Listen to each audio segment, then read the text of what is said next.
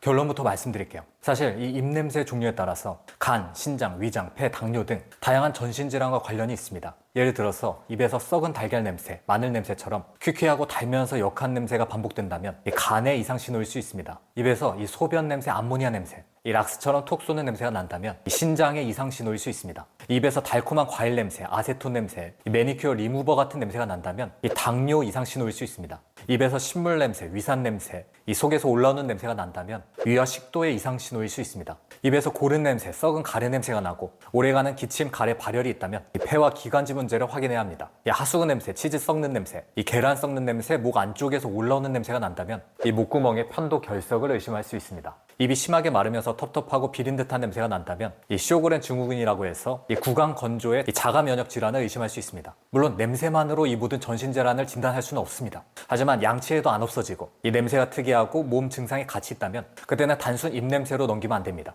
이 입냄새 중에는 몸속 질환의 신호일 수 있는 입냄새가 있기 때문입니다. 이 중에서 가장 중요한 부분은 바로 난 입냄새인데요. 이게 왜 그러냐면요.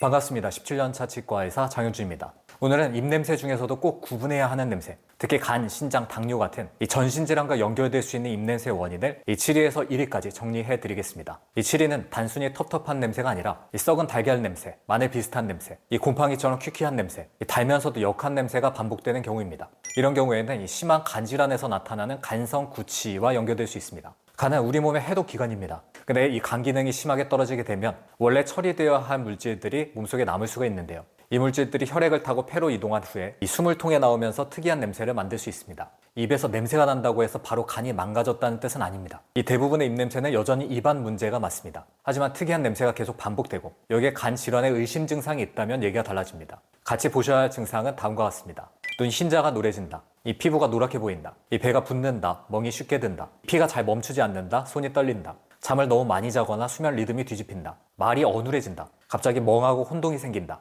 6위는 이 소변 냄새, 락스 냄새, 암모니아 냄새처럼 톡 쏘는 냄새입니다. 이런 냄새들은 이 신장 기능 저하와 관련될 수 있습니다. 신장은 이 몸속 노폐물을 걸러서 소변으로 내보내는 기관입니다. 근데 이 신장 기능이 심하게 떨어지게 되면 이 암모니아 등의 노폐물이 빠져나가지 못하고 몸속에 쌓이게 됩니다. 이 상태를 넓게 요독증이라고 하는데요. 이때 입냄새에서도 변화가 생길 수 있습니다. 이때 같이 봐야 할 증상들은 다음과 같습니다. 이 소변 양이 줄었다. 이 다리나 얼굴이 붓는다. 이 숨이 차다. 피로가 너무 심하다. 이 입맛이 없다. 구역감이 있다. 이 피부가 가렵다. 머리가 멍하다. 이 말이 느려졌다. 의식이 흐려진다. 5위는 입에서 달콤한 과일 냄새, 아세톤 냄새, 매니큐어 리무버 냄새 같은 경우입니다. 이 냄새는 당뇨성 케톤산증과 연결될 수 있습니다. 이 질환은 몸이 포도당을 에너지원으로 제대로 쓰지 못하게 되면서 지방을 많이 분해하게 되고 그 과정에서 케톤체가 과도하게 몸에 쌓이는 형태입니다. 이때 아세톤이라는 휘발성 물질 때문에 이 숨에서 과일 냄새가 날 수 있습니다. 이 냄새는 달콤하게 느껴지기 때문에 이 썩은 냄새가 아니니까 별일 아니라고 느낄 수도 있지만 응급 상황이 될 수 있습니다. 같이 봐야 할 증상은 다음과 같습니다. 물을 계속 마시고 싶다. 소변을 자주 본다. 구토가 난다. 배가 아프다. 숨을 깊고 빠르게 쉰다. 몸이 축 처진다. 정신이 멍하다. 졸리다. 의식이 흐려진다. 이 4위는 위식도 역류입니다. 이 입냄새라기보다는 속에서 올라오는 냄새 같아요. 이 트름할 때 냄새가 올라와요. 이 신물이 올라오면서 입이 텁텁해요. 아침에 목이 타는 것 같고 냄새가 심해요. 이런 경우에는 위식도 역류를 생각해 볼 수 있습니다. 이 질환은 이 위 내용물이나 위산이 이 식도 쪽으로 반복해서 올라오면서 이 속쓰림, 신물 트림, 이 목의 이물감, 쉰소리, 이 만성 기침 같은 증상을 만들 수 있습니다. 지금 좋아요와 구독 누르시면 앞으로도 영상 놓치지 않고 보실 수 있습니다. 그럼 계속 가보겠습니다. 3위는 이 폐와 기관지입니다. 이 입냄새라고 느끼지만 사실은 호흡기에서 올라오는 냄새일 수 있습니다. 가래가 오래 고여있는 듯한 냄새가 나고 이 오래가는 기침 가래가 있다면 이 폐와 기관지 문제를 생각해 봐야 됩니다. 이때 같이 보셔야 하는 증상은 이렇습니다. 이 기침이 오래 간다, 가래가 많다. 이 가래에서 냄새가 심하다. 이 피가 섞인 가래가 나온다. 이 열이 난다, 체중이 줄었다. 숨이 차다. 2위는 이제 전신질환은 아니지만 실제로 굉장히 중요한 원인 바로 편도 결석입니다. 이 입안은 깨끗한 것 같은데 양치도 열심히 하는데 이 치과에서도 큰 문제가 없다고 하는데 냄새가 계속 나시는 분들이 있습니다. 이 편도 안쪽에는 작은 홈이 있습니다. 그 홈에 음식물 찌꺼기, 이 세균, 죽은 세포, 이 점액 같은 것들이 쌓여서 굳게 되면 이 노란 알갱이 같은 덩어리가 생길 수 있습니다. 이게 편도 결석입니다.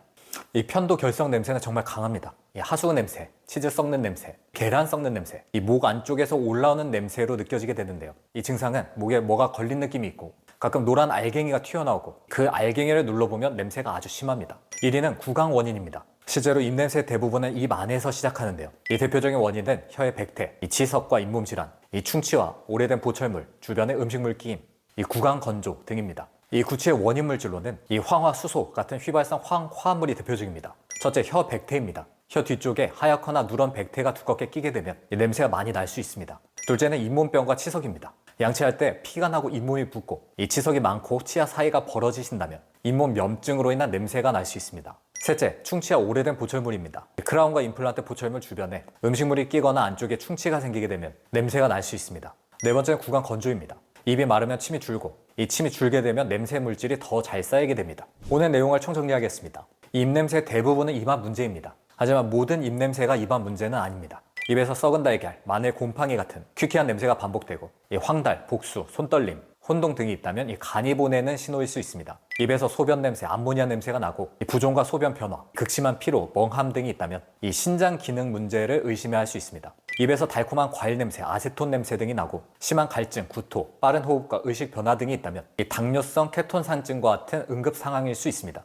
입에서 신물 냄새, 위산 냄새 등이 올라오고 이 속쓰림과 트름 등이 반복된다면 위식도 역류 가능성도 봐야 합니다. 입에서 고른 냄새, 썩은 가래 냄새가 나고 기침과 가래가 오래 간다면 폐나 기관지 문제도 생각해야 합니다. 그리고 전신질환이 아니어도 이 편도 결석, 이 구강 건조, 입호흡, 혀 백태, 잇몸병, 충치, 오래된 보철물 등은 입냄새의 중요한 원인입니다. 특히 이 잇몸 같은 경우에는 어떤 음식을 먹느냐 하는 것도 굉장히 중요한데요. 이 잇몸 건강, 잇몸 영양소 등에 관한 더 자세한 내용이 궁금하시다면 제 채널에 관련 영상들이 있으니 참고해 주시기 바랍니다. 오늘 영상 궁금한 점은 댓글로 남겨주시고요. 아직 구독하지 않으신 분들은 구독 잊지 마시고 영상에 도움이 되셨다면 좋아요 부탁드립니다. 지금까지 17년차 치과의사 장효준이었습니다. 감사합니다.